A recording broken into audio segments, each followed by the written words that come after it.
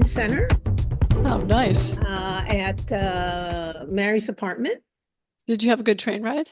I had a very pleasant and basically on time train ride up here, and I expect a difficult train ride back to Yes. DC because of wherever the winter storm is. Yeah. You're making me want to change into my hoodie, but I think I'll wait until we do our Oh, okay. in-person one. All right. Yeah. So I thought it would be, excuse me, a lot of fun to talk to Shellie Sclan. Wait a minute. S-C Does Shelly have a hoodie? no, No. no, I have the Okay, because if she did, then we should all wear them. no. Okay, So I'm Shellie catching up. Sclan, SCL, what's the origins of that name? well, which part? The last name? The Sclan part, Okay, yes. the Sclan part was Sklansky, and my father has his grandfather's Abraham Sklansky's The Ship Manifest. So we have that. Oh, wow. Came on. So not Jewish at all. Yeah, we're just She was I'm being sarcastic. extremely Okay. dry. Extreme. Good. oh, that was a Sorry. yeah. Oh boy. Yeah. So and my name actually has caused me a lot of trouble lately. Why? Because well let's see, where do I start? Okay. I was born in 1953 when women were really like knocked out when they gave birth. So Right. and I was told my name was Rochelle Sue Sclan. Rochelle spelled Rochelle, but no one ever called me that. They called me Shellie. Right. And where did the Sue come from? So there is a Susan. No, well, not real. I mean, I don't, there's the S. So Sorry. let's see. They were going to name me Abigail. I don't know why and who I was going to be named after, because you know Jews always get named after someone, and apparently Sephardic Jews it's okay if the person's still alive, but Ashkenazic Jews No way would you do it as an Your Ashkenazi. tradition is So, Ashkenazi. yeah. Yes. So but they couldn't name me Abigail because Uncle Sam died, and so Oh, they had to have an S in there. And I think one of the most considerate things my parents ever did is they decided calling me Abigail Sue Sclan would make it so that my initials were ASS. And I had enough trouble with people teasing me. And so they didn't. So they Okay. named me Rochelle. Are you a native New Yorker? I am not a native New Yorker. And Okay. Well, what do you I mean? Tell me, well, I was thinking about I can't even remember when I started knowing I wanted to live in New York. But for wow. us, I had an aunt and an uncle who lived in Brooklyn, and Where were you living? we lived in Mount Airy, which is a section of Philadelphia.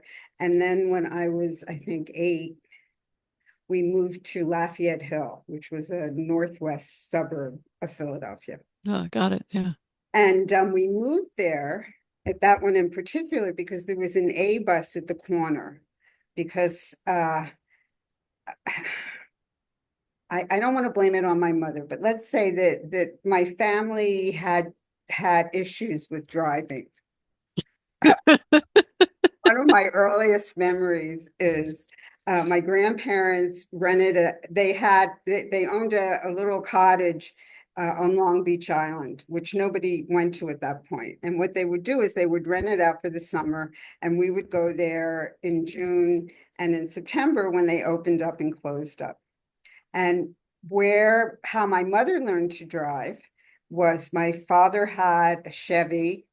What year it was, I don't know, but it really smelled like exhaust to me. And I would lie in it had a gear shift, and I would lie in the back, and she would drive on this like causeway. It was like a straight shot from New Jersey to Pennsylvania, and he would yell at her. The whole time. That was, and okay, so there was that. The second thing was I always got car sick. Always, always, always. And I continue to do so. So like there's yelling in the front seat and in the back seat you're puking? Oh, Never puking. I always was about to, and they would have a bag or a bucket, but And my father, which apparently I've heard because my sister's father-in-law did this too. They're known for pumping the brake. When you're in the car, you're always going like that. So so that was part of it. Now, And the Shellie, third part of it third part, okay. was that my mother, whenever it snowed, if there were like 3 snowflakes in the air, she wouldn't drive. I always felt like a prisoner. And I read a lot about New York City, and I knew New York had a subway. So from a very early age, I know we came to New York to see The Sound of Music in 1959 or 1960. And I know we took the train. I don't remember what the old Penn Station looked like, but I've seen photographs. But so that was always, to me, what you did. You took trains, you took subways, and that was New York. And I knew that I had to live here because I could not live a life where I would be dependent on automobiles. Now, Wow. you Wow. have a driver's license? I do. Oh, okay. I do have a driver's license. And I think Do you have a car? when I got the driver's license that I also had to get my birth certificate, at which point it turned out my name on my birth certificate was not Roche. It was Rach. Uh-huh. That became problematic. And but my name on my driver's license has always been Rochelle Sue Sclan. But I guess I paid taxes at some point. So I got a social security number, and that was before I knew that my name was Rochelle. So it's Rochelle Sue Sclan on the taxes, always. Okay, now this is gonna, But the A is for Abigail, so the A got in there anyway, huh? Yes. yeah, now this is gonna come out of left field, Okay. but I know that Hannah Arendt wrote a book, one of her first books, about a Jewish sort of prominent Jewish intellectual female who like hosted a salon in one of those European von capitals. Hagen, Yeah, Rachel von was it Hagen. right, Rochelle? Yes. Yeah, it may have been Rochelle. Yeah. And Yeah, the right. actress, the Jewish actress, was also Rochelle. Uh-huh, And it okay. was spelled like Rachel. Yeah, now, eventually we're gonna talk about Willa Cather. Oh, Because, yes. Aren't you the person who is like the Willa Cather expert? mhm, Well, she's a passion yes, of mine. but Yeah. before we get to Willa Cather, you mentioned the word actress. Mhm. Yes. And I think that's like, if this was to Okay. Groucho Marx, that would have been like the secret word that came down, Yeah, right? okay. Actress. So Drink if you hear very actress. early Okay. age, my parents, and apparently a lot of Jewish parents did this, they called me Sarah Bernhardt or Sarah Heartburn, but I was always trying to dress up, and Well, I always, she's like a famous Jewish actress, right? And so, yeah, so, and then they get to make fun of you. but one of my earliest dreams that I remember is we went to a bungalow colony in Pennsylvania, What the hell? Quavertown. What is a bungalow? Can you help me? Yeah, I don't know Bungalow what that is. colony was very, very, very frequent in the Catskills in New York. But it was also, the origin is that all these Jewish immigrants, they lived in the city. There was no air conditioning, there was no nothing, and they would go to the mountains for the summer, but they didn't have the money for country homes. And so that's how the Catskill hotels started. And some of them also started as like bungalow colonies. But bungalow colonies were all of them were founded by some kind of left wing, whether it was socialist or communist or Trotskyites. And they had Maybe these even bungalow anarchists. well, yeah, Yeah, they're yeah. not Yeah, so well yeah. organized. Yes, Yes, yes. yes, You yes. would have been welcome, Carmen.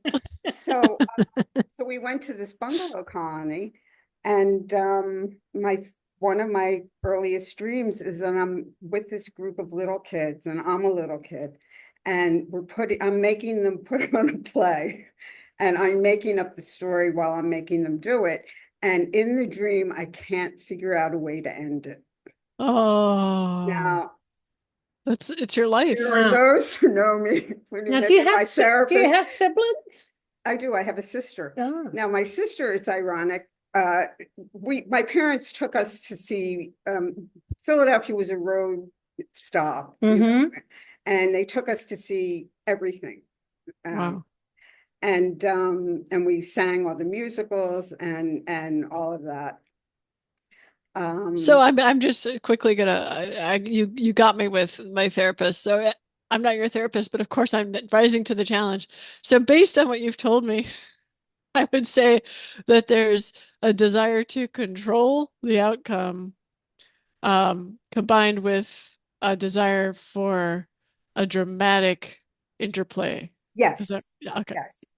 And one of the early photographs of me is I'm wearing a hula skirt, and I must have done that. But I always loved the theater. Uh, so I think that I guess you could say, if we were going to say that my desire to live in New York was based on a vocational choice, Mm. aspiration, I did want to be an actor. I did want to work in the theater. Part of the problem was that I wanted to work in a theater that didn't exist anymore. I wanted to work Oh, in the theater of the group theater, or in the 19th century when they'd all go from theater to theater. And that was really my fantasy, which Now, someone that so both you were born in the Julia wrong and time. I know is someone named Jonathan Moreno, Hmm. and his dad, Jacob Moreno, is a very famous psychotherapist. Yeah, or both research psychologist and clinical psychologist, I Yeah, think. who is very famous for coming up with the concepts of group therapy. Help me out here, Role Julia. playing a group, and I Group believe it's therapy and role dramatic playing. role Have you ever playing. heard of Jacob Moreno? Does that ring a bell? well, I haven't heard that name, but Mm-hmm. the whole role-playing thing. Yes, well, he's But the one who but yeah, conceptualized it. but I will tell you this. So how I know Mary, I went to high school, I went to college. Uh, One of the reasons I went to Did you graduate? I did Okay. graduate from college. I went to the University of Pennsylvania, and I went there because I knew they had just built the Annenberg Center, so I assumed they had a theater major, and then it was sort of like Casablanca, Well, you assume they had a theater major. This waters. is so fascinating. So There are no waters. I was misinformed. So you that's just how I landed there. you just And assumed based on the so, past. This is so cool. so by my second year of college, my boyfriend and I started our own theater and stuff like that. But I also started writing theater criticism, but mostly dance criticism, because everybody wanted to write about movies. People wanted to write about theater, but in 1973, there weren't a lot of people at the University of Pennsylvania who knew anything about dance. So Were you a I dancer? did that. I knew a little bit, but not You much. better at critiquing it than doing it. Um, well, I think I've always been fascinated in history and the history of art forms. Mm. And I think, and I did Me teach, too. I did teach for 42 years. I did go to acting school. I went for 2 years. I didn't return. And I moved to New York in the fall of 1977 because I decided, okay, now I'm going to move to New York. And it just so happened that in the fall of 1977, the Jimmy Carter administration decided to expand the CETA program, which was the Comprehensive Employment and Training Act, to artists. So my first job in New York, and how I got my equity card, was that I was a CETA theater artist with the American Jewish Congress, and we had a theater. Wow. So, and as it happened, uh, we did a lot. We rehearsed at the Educational Alliance, which was on Essex Street and East Broadway. And it was also next to the old Forward building, which was and there was a garden cafeteria on the corner. So I got to live out all of the fantasies I had about Jews on the Lower East Side, and by being there. After CETA was over, Did you run into Bob Dylan? I realized. Did you run into Bob Dylan? What? Did you run into Bob Dylan? No. It was much Later than that. My husband he claims he ran into Bob Dylan. See, there you go. Whether this happened or not, I don't know, but it's a good story. But so when I was in college, I also got a master's in education. People always told me I should be a teacher. I'd be a great teacher. I said, no, no, no, no. I'm going to be an actor. I'm going to be a director. I'm going to work in theater. And but after the experience I had with CETA, I have to admit that I developed a real antipathy toward actors, toward working with actors, toward trying to control them and do all that. And I also thought, and part of what happened in CETA is that we knew we had to raise money to pay our salaries eventually. And I realized I didn't want to spend my life convincing people that they should hire me to do something, or they should give me money so that we could do something. And so the thought of having a steady teaching job was pretty terrific. Wow. So I decided to start teaching. Now, how did you, I don't know if fall in love with Willa Cather is the right phrase, but that's okay. Well, this is okay. What I was going to say, that's the phrase that came to mind. Everything is very connected. So when I started teaching, it was at the end of the New York fiscal crisis, and the public schools were not hiring English teachers. Maybe they were hiring math teachers, etc. And but I wanted to teach. I needed a job. And the wife of a cousin of mine did teach at a private school, and she told me there was a book, and I wrote letters on my manual typewriter to many, many, many schools that weren't all boys. I did write to some girls' schools, and I got 2 replies. One reply was from a yeshiva on Long Island, or maybe it was in Queens. And I think the guy What's a yeshiva? For those in our audience. Okay, a yeshiva is. We're not members of the tribe. What is a yeshiva? Yeah, a yeshiva is a day school where this particular one, so you could say it was a Jewish day school that half the classes were taught in Hebrew and were related to the Bible and Jewish practice, and the other part in the afternoon were the English courses. But I didn't want to do that. I had an idea of a bigger world. The other one that wrote to me and offered me a job interview, and then later a job, was a school for children who were actors, dancers, singers, and musicians that had been fame. 1914 called, and I said I wasn't going to. And you said you weren't going to talk about it, so I'm like appalled that you're going there. But okay. But it was called the Professional Children's School. Wow. And basically, I walked in there and I fell in love with the place. It didn't. I mean, my feelings about education from the very beginning was that people should teach. There should be community-based education. I also read Summerhill when I was about 14. Wait. I'm sorry. I'm going to ask you to describe that. Community-based education was a school that was started in England, and it basically was the kids just did whatever they wanted. Oh yeah, the whole like unschooling thing. And so I've always thought about education and always also thought how I would teach. And as it happened, Professional Children's School was a very, maybe you'd call it an alternative school, but it was a private school, but it was very bohemian. And I basically, the years I was there, I was allowed to do what I wanted. And wow. That first year, or the first few years, I taught grades 5, 6, 7th, and 8th. And I had a mixture of, there was one girl who, I can say about her now. Jen Thompson was one of the original Peppers in Annie. And now there's an Annie at Madison Square Garden, and Whoopi Goldberg is the villain. Is the villain, orphanage. Oh, wow.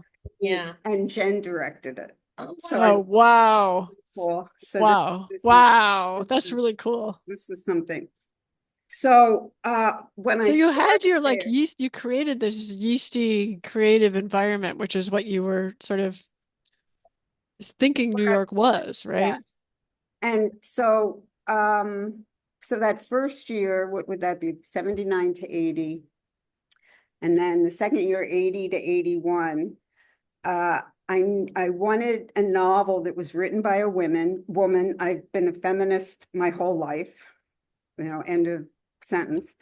And I wanted a book that was written by a woman that 8th grade boys would like. Oh. Somebody put My Antonia by Willa Cather into My Antonia. I've read that book, one of the few. And I still get chills talking about this. So, and it happened that my sister, who, let's say, had been a hippie, and they had a restaurant, and no, first they had a bakery, and she was living in Wairika, California, population maybe 5,000, but it was a really little town. And there I am reading My Antonia, though it is, Nebraska, and it's 18 in the 1880s. I just really related to it. And I loved the way she wrote about immigrants. I love the way she wrote about a child having to make their own lives, because the main character was an orphan, and meeting all of these different people. And I fell in love with Willa Cather. That was sort of Now, this is not Willa Cather's first book. No. She's written probably 3 or 4 books before she writes My Antonia, right? Well, she wrote an essay that was called My First Book, There Were Two. So the real first book was, so Willa Cather's journey is she grew up in, she was born in Virginia, then went to Nebraska, she went to college in Nebraska. And then frankly, as soon as she could, she got the hell out of Nebraska and moved to Pittsburgh because she was offered jobs as an editor, but she always wanted to write. She must have been, I mean, I've read several of her books, but she must have been a brilliant writer. Because for a woman at the turn of the previous century to be given those opportunities, she must have been brilliant. She was. She must have been 20 times the writer. Yes. Read her early, she started reviewing the theater in Nebraska, in Lincoln, Nebraska, and she was known throughout the theater circuit as the meat axe. Oh, because that is how she would talk about actors, and she was, very straightforward. And there's a 2-volume set called The World and the Parish, and it collects her early journalism. Oh, I gotta get that. From about the early 1890s. It's mostly that, and then it goes somewhere into the 20th century. Because as soon as she gets to University of Nebraska, she becomes like the newspaper editor, and she wanted to be a doctor. But really, I think the way one version of the story, and there've been a lot of biographies, and she gave a lot of interviews. So if you read the interviews that she gave over, she died in 1947, and she was famous. And she kept changing various different stories. Sure. Opinion about things. But so she then went to Pittsburgh. So My Antonia was the book. So the first book, so she was very good. She made friends with Sarah Orner Jewett, who was from Maine, and she was a what they would call local color writer. And what she advised Willa to do is to not imitate, but to remember. And that's when Cather says that when she stopped admiring and imitating and started remembering, it was when she became an artist. Wow. So she wrote stories, but she wrote one novel that was called Alexander's Bridge. And she would have been one of the first to say that it was sort of warmed over Henry James. And it was a very Henry James situation. He was a bridge builder. He lived in Boston, and Boston Brahmin, but then he also had a career in London, and he fell in love with an actress, and it's like that.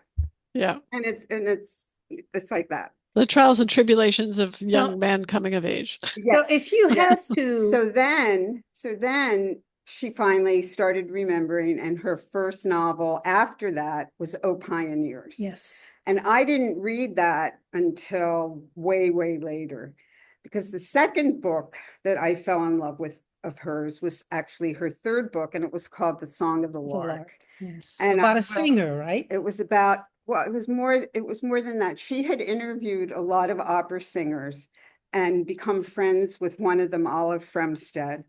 And this novel was about, what she did basically is she had a girl growing up in Colorado, but it's a Colorado town that seems a lot like Red Cloud, Nebraska, though it's not in the prairie.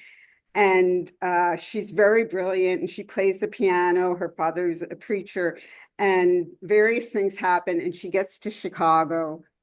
And then the rest of the book is her becoming an artist. And when I taught at professional children's school, I had a lot of students who were musicians, and I was going to say that the thread that runs through my life is running into books in weird ways, and then it determining my life. So in 81, I was in Wairika, and then in 83, I was in Ashland, Oregon, where there's a Shakespeare festival. And I went on a road trip with a bunch of people and saw, Eastern Oregon. And we spent the night at John's brother's house near Portland. And I'm looking at the bookshelves, and there is Song of the Lark. And that was 1983. So I went back to PCS, and I gave it to some of these young musicians who also fell in love with it. Wow. And so that's, and that's been a thread of books influencing. So Willa Cather is not read that often anymore.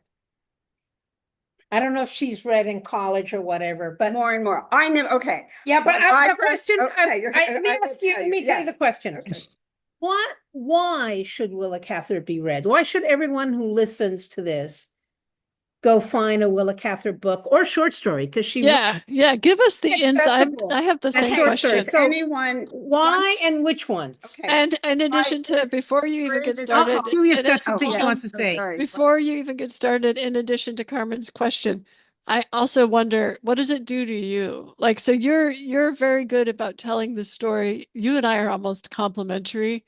In that you're really focused on the past, and I like ignore the past and move towards the future. So together we might be like a single person, but you're really good at weaving in like these things that you want to create. So then you create it, right? You want to create this Bohemian culture, maybe even like a Parisian Bohemian culture, and then you create it.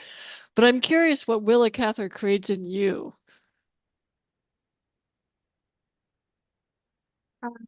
I think what she ignited in me was this, yes, I always told stories. I always would meet people and tell stories. And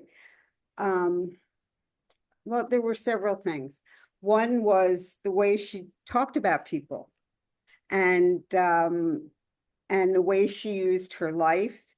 And also at the time when I first read her, I was nearing 30.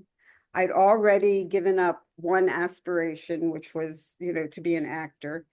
And I wanted something more. I didn't want to be, just a teacher. And I started writing plays. Oh. And so what I think, what Willa Cather ignited in me was that it was okay to be ambitious. Yeah. And I didn't know that. And my sister, who's a CPA, and, a whole other story. But I mean, I would hang out with these, people living on the land. And I would want to say, well, what do you do? And they would look at me like I had 3 heads because it was not cool. Well, that's not what it's about, man.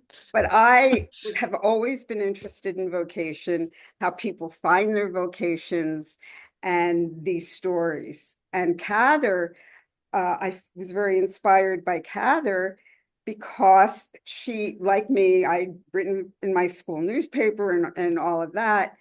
And she did not start writing fictions, and certainly her first novel until she was 40. Mm. She was born in 1873. And she quit her job as the editor of McClure's magazine, which was one of the most prominent, was it a weekly, a monthly? Well, let me tell you about McClure's magazine, because I've heard of it. I mean, the fact that I've heard of it means it was hugely prominent. I had always had very left-wing sympathies. One of the earliest books. We're still letting her be on the show, Julia, just letting you know that we're open to left-wing and right-wing people. Okay. Yes, we are. We love all wings. Wing agnostic. What? We're pan wings. Okay, yes. Willa Cather, who grew up in Republican County, was a staunch Republican. She did not like Roosevelt. And so I've had like little adjustment things with her politics, and she was what you would call populist, though that has taken on a new meaning, which we won't even go into. But so when I was in high school, my father, we had one of those textbooks, and you got little bits of pieces from things. And one of the things that was in there was called The Autobiography of Lincoln Steffens. And my father encouraged me to read it. And I didn't just read it, but I went to the library and maybe I bought it, and I bought the whole thing. Wait, who's Lincoln Steffens? Lincoln Steffens. So here I am, this 14-year-old girl. I know who Lincoln Steffens is. Lincoln Steffens was one of the first muckrakers. Yes. And he wrote for a magazine called McClure's. So when I first read Willa Cather, and I saw she wrote for McClure's, first of all, I thought, oh, she must be radical. And then apparently, like, one of the famous things she says, I don't want to have any more articles about sweated labor. Whereas I had done my earliest scholarly work on, Jewish immigrants and sweatshops and, all that. I wrote a play about that. So are you really familiar with the musical Flora the Red Menace? No. Oh no, but I know that what's her name's in it. Liza Minnelli's but in it. It's a musical kind of about workers, i.e. Flora the Red Menace. Yes. I have to look it up. I know I can get it for you wholesale. Yeah. Wasn't there also a musical, Studs Terkel, the Working. Yeah, I saw that and that was beautiful. Oh, so I wanted to get back to the thing about group therapy and that. Okay, so all right. Before I got the job, I'm teaching. You're trying to be linear, Carmen, which is control. It's linear is not possible. My feeling that I think theater is an art, and it should be something that people make as an art, not as social work, or not as something that you're doing in order to get somebody to do something. I think, you're not trying to like nudge somebody. What? You're not trying to nudge somebody. Well, what I think it is that for me, I mean, my first theater experience blew me away was I saw King Lear. When I was like 15, and I just knew exactly what was going on. And I have been very moved by theater and by stories. The thought of people working together to get this thing together was something that appealed to me. And I did not, and again, I think of theater as an art, not as... you don't think of it as a therapy? No. I think for me, I mean, definitely I get a lot of things out of reading, being with a group of people and talking about books and see what they say about it. But the idea of like role playing is something I've interesting. And I was offered a job. There was this guy in Washington who did that. And I think he said to me, "You're not really interested in this kind of thing." Well, I mean, I think the distinction is that when it's explicitly being used for therapy, there's no it's not at all like going to the theater. There's just no crossover. Yeah. Yeah.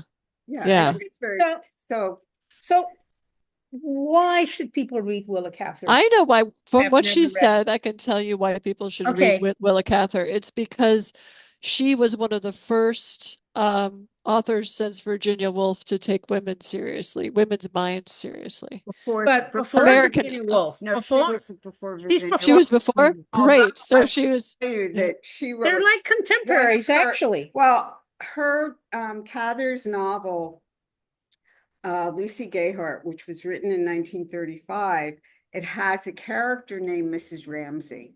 And it's clearly about To the Lighthouse. Because, Yes. And part of the real What's the character? Is it Mrs. Dalloway? No. Mrs. Dalloway is Mrs. Dalloway. To the Lighthouse, it's Mrs. Ramsey. Oh, okay, got it. So, but it's that thing of having a vision and being a woman and being taken seriously that I just loved about her. And she was always like right out there and unapologetic about it. And she created characters. She was interested in making art and what made people do it. And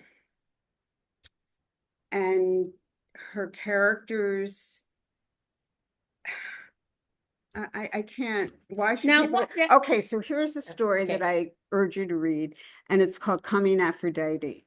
And it actually takes place in New York City. And by the way, Willa Cather lived in New York City from 1906 to 1947 when she died. So she really is a New York writer. And Coming Aphrodite is about a girl who comes to New York and she wants to be a singer, and she kind of interacts with this man who wants to be a painter. It's a very sexy story, very sexy. It is. I know that story. Yes. It gives you a feeling of New York in 1900 in the Village. That's where I would start. It's not so typical of her books, but it's just you're right. It's more like a novella, isn't it? Yeah, it's a long short story. And the thing about Willa Cather, which I find so interesting, is that she never really writes about sex. So she or really writes about, at least the books I've read. I've only read like 4. She writes very little about it. And you know, like all the good sexy parts occur off stage. Yes. You know, and the next thing you know, they're married, and you're going, okay, how did that happen? Well, she also writes about a lot of bad marriages. Like in Song of the Lark, there's nothing but bad marriages. And definitely the woman, she really puts out there the choice to have a career and want to avoid any kind of emotional involvement. Yeah. And that's a theme of hers. There were enough other writers who were sort of romanticizing relationships, and she wanted to. No, she's not a romantic. Yeah. Well, she sort of is. I mean, she's romantic about the arts. Well, and she's romantic about Nebraska, and there's a book about Willa Cather's romanticism by a woman named Sue Rosowski. Oh, but she left Nebraska as soon as she could, but then she romanticized it because she could because she was gone. Yeah. So we only have about 15 minutes left in our hour. Oh, no. Okay. Well, I mean, we could talk forever. We could schedule a second one, but we like to keep them at an hour just because, you know, of attention span. But do you want to know how I met my husband? Well, I wanted. Well, actually, I want you to meet my husband. I keep thinking that you and my husband are like probably soulmates. So I wanted, you know, Shellie, Shellie's late husband is Marshall Berman. Oh. And Marshall Berman wrote a book that affected me deeply when I read it. kind of, what did you call it? All that is All that is solid solid melts into air. And it's kind of a social criticism. Yeah, well, it's what very, way would you put it? Sometimes it's in literary history or literary theory. But did he also write a book? Did Marshall Berman, did he also write a book about the soul of work or something?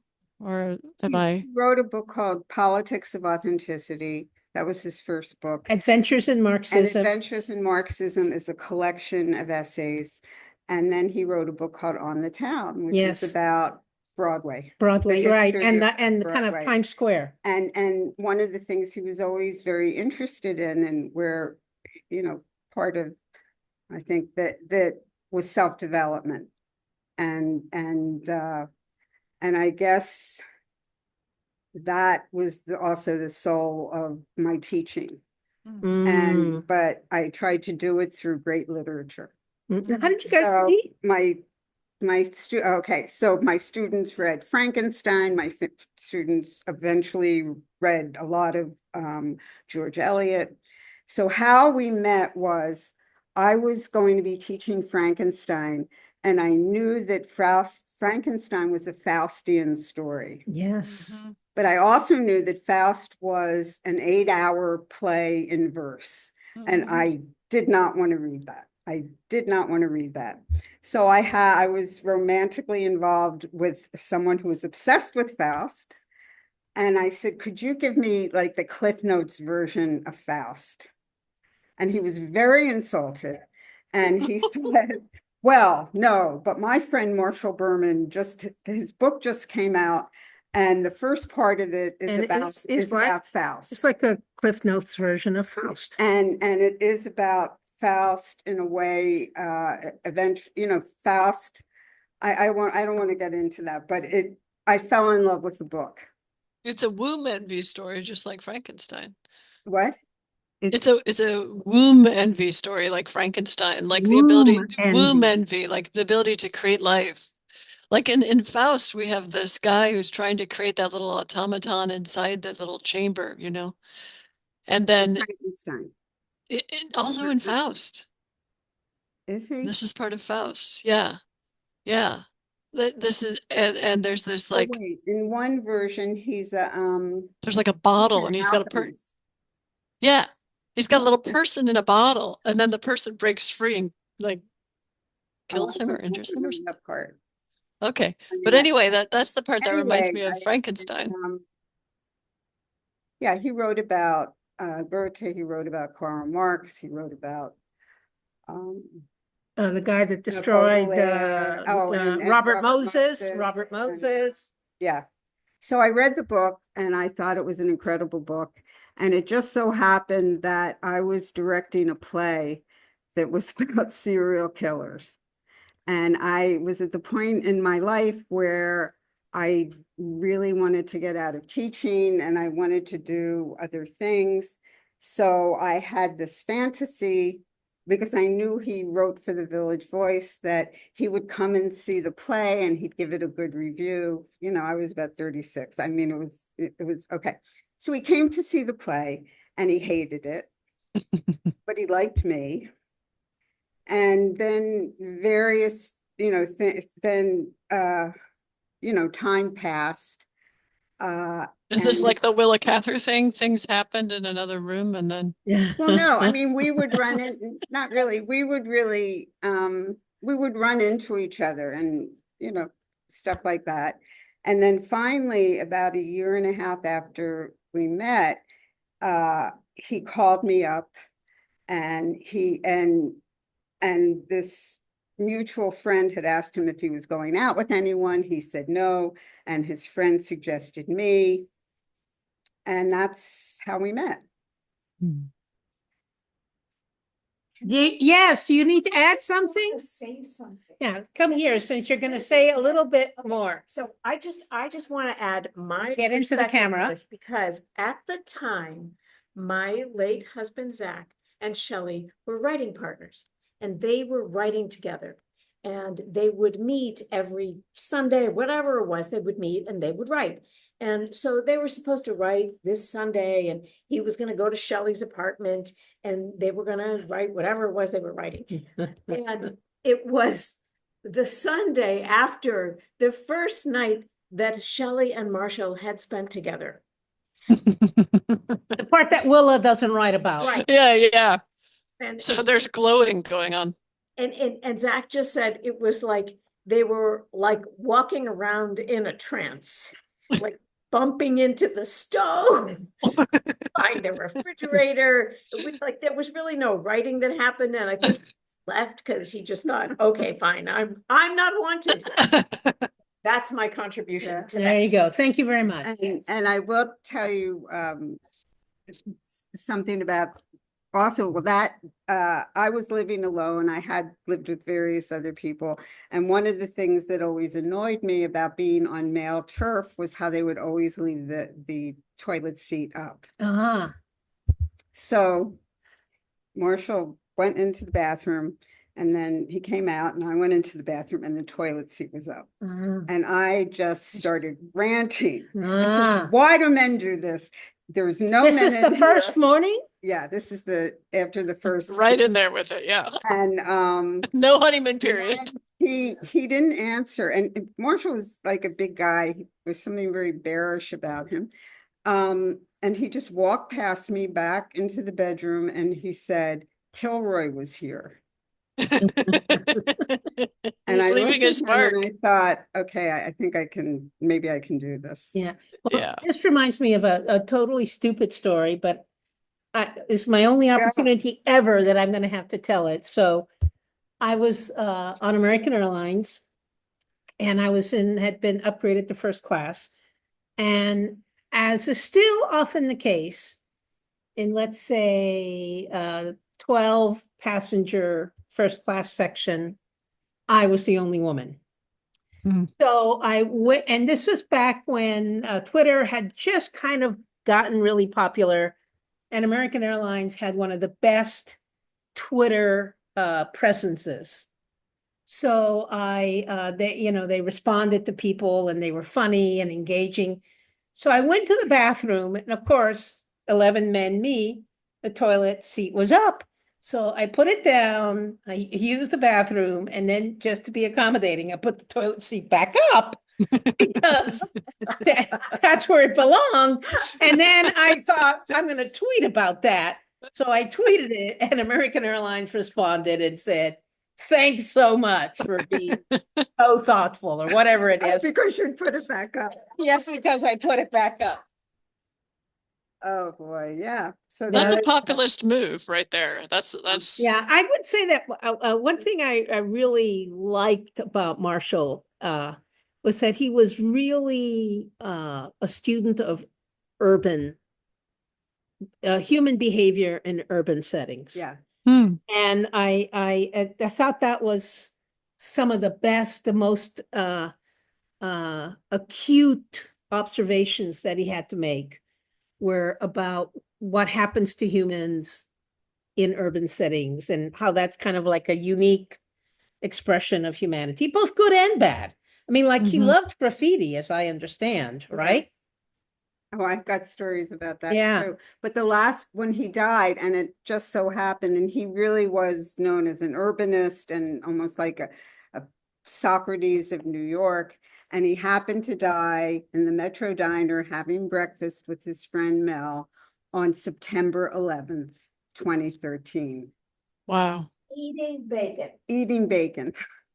As a Jew, which is a good Jew. It's really important to go to deli and eat bacon. So, so when he died, he had been working on a book that was going to be called The Romance of Public Space. He'd written about the Greeks and the Romans, mostly the Greeks, and that had already been published somewhere. And that summer he had been working on the Bible, the public space in the Torah, or in the Old Testament. And he and the day he died, he was revising the part about Adam and Eve. But so that is where his heart was. Wow. Beautiful. So yeah, you were both so influenced by seeking after that city on a hill. Yeah. Yeah. Well, there you have it. That's the Pandas Playing Cello New York Manhattan edition.